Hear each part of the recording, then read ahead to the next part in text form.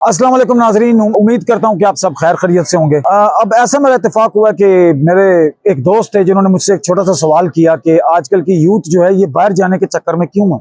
अब मैं आपको ये बताता हूँ, चूंकि हमारे मुल्क में पाकिस्तान में उस तरह के वसाइल नहीं है, उस तरह की चीजें नहीं है, बिजली की लोड शेडिंग वगैरह आजकल तो चले थोड़ा सा काम ठीक चल रहा है, बट ये भी हम टेक्नोलॉजी में बहुत पीछे हैं। हमें दुनिया जो है ना वो समझती है कि वी आर लो। तो किसी का भी अगर चांस लगता है बाहर जाने का तो वो कोशिश करता है कि मैं फट से बाहर जाऊँ। उसने सुना होता है कि बाहर कमाई करना, बाहर कमाना जो है वो बहुत ईजी है, जबकि ये उनकी गलतफहमी है। बाहर आपकी मेहनत भी डबल होती है, आपसे आपके ऊपर जिम्मेदारी भी डबल हो जाती है, हमारी रिस्पेक्ट नहीं है पूरे वर्ल्ड में, ऑल ओवर द वर्ल्ड हमें हकीर समझा जाए। तो ऐसा है कि वो फिर हम पर ना स्पेशल नजर रखते हैं कि ये पाकिस्तान से आया और ये बिल्कुल अभी अभी आया, नया आया, तो वो विजिट वीजा होता है सम कंट्रीज, यूजुअली यूएई। और क्योंकि मैं जो है अपनी बात करूं तो मैं 5 से 6 मुल्क दुनिया के फिर के आ चुका, लेकिन मुझे यही नजर आया कि पाकिस्तानी जो है ना, हम कहीं पर भी कामयाब नहीं है। We don't follow orders, we just make our own, हम चाहते हैं कि हम खुद ऑर्डर दें, हम ही बॉस हैं, हम ही सब कुछ हैं, हम अपनी मर्जी के मालिक। जबकि ऐसा नहीं होता। जहां पर कभी बंदा किसी के नीचे काम करता है तो उसकी बातें सुननी भी पड़ती है। पॉजिटिव इफेक्ट्स ये हैं कि वहां जाकर इंसान कुछ सीख जाता है। बाहर के मुल्कों में कायदे कानून को फॉलो करना क्या होता है, स्केड्यूल क्या होता है, किसी टाइम को फॉलो करना क्या होता है। यहाँ पर जी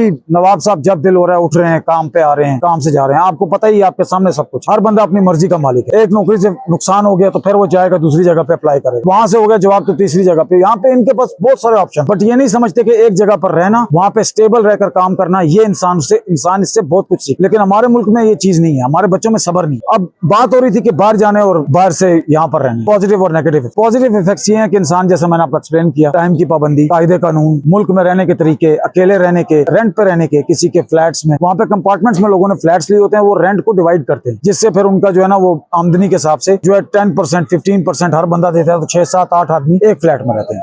1 बेडरूम फ्लैट होता है, स्टूडियो फ्लैट, ये यूएई में आम बात है। अब आ जाते हैं, लेकिन इससे इंसान बहुत कुछ सीख जाता है। अब आ जाते हैं नेगेटिव इफेक्ट्स के। नेगेटिव इफेक्ट्स ये हैं कि फिर हमारी जो यही अवाम है, यही नौजवान है, यही यंगस्टर्स हैं, ये वहां पर जाकर जब कुछ गलती करते हैं तो उसका इफेक्ट किसको पड़ता है, किसकी इज्जत पे इफेक्ट पड़ता है, हमारे कंट्री की, हमारी नेशन की। वो कहते हैं कि सारे के सारे पाकिस्तानी होते ही ऐसे हैं, ज्यादातर की फिर अक्सरियत आ जाती है। एक से गलती होगी वो टॉलरेट कर देंगे, दूसरे से होगी, तीसरे से होगी, चौथे से होगी, उसके बाद वो ये कानून बना लेंगे कि सब के सब पाकिस्तानी होते ही ऐसे हैं।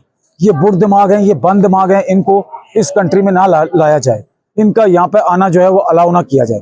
That's all. ये मेरे पास थे नेगेटिव एंड पॉजिटिव इफेक्ट्स। शुक्रिया आपका बहुत बहुत। मैं था अरसलान अब्बास।